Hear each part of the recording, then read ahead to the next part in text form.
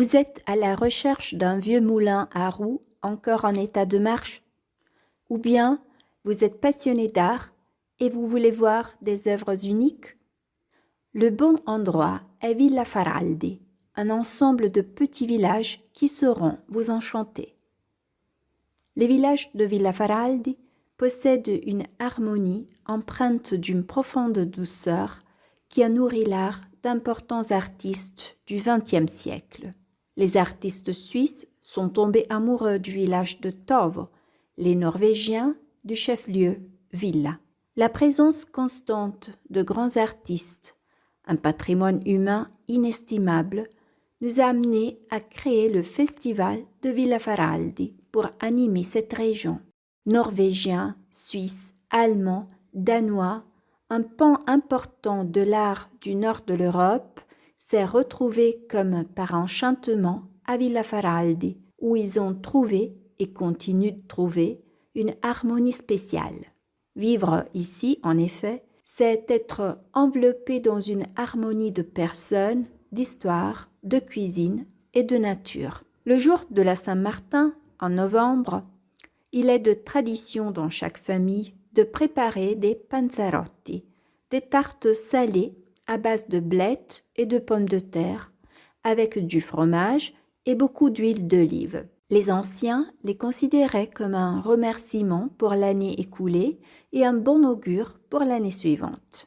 La pâte du panzerotto est composée de farine, d'eau et de lait, sans œufs, ni dans la pâte, ni dans la garniture. Les habitants de ces régions, au printemps, après les semailles, embarquaient souvent sur les bateaux qui faisaient la pêche au corail. Autrefois, pour que les enfants puissent fêter Noël, la tradition était de faire un pain en forme de S, une sorte de petit coq qui avait deux haricots en guise d'yeux et portait un ruban rouge autour du cou.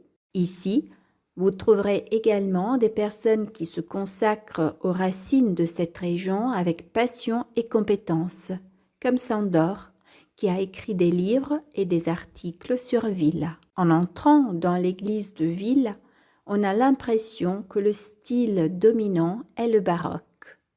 Mais en y regardant de plus près, on voit des éléments beaucoup plus anciens et d'autres beaucoup plus modernes que le baroque. Mais tout est mélangé avec une étonnante harmonie. Dans l'ancien oratoire de Tovo Faraldi, la passion d'un couple allemand vous fera découvrir les merveilles d'un personnage qui a vécu ici à la fin du XIXe siècle. Il s'appelait Bernardo Ardoino, était ingénieur et passionné de photographie. Dans une maison du village, nous avons trouvé des négatifs photographiques d'une incroyable beauté. Avec passion, nous les avons nettoyés, réimprimés sur verre et numérisés. À la fin du travail, nous nous sommes rendus compte que nous avions découvert un grand trésor de mémoire.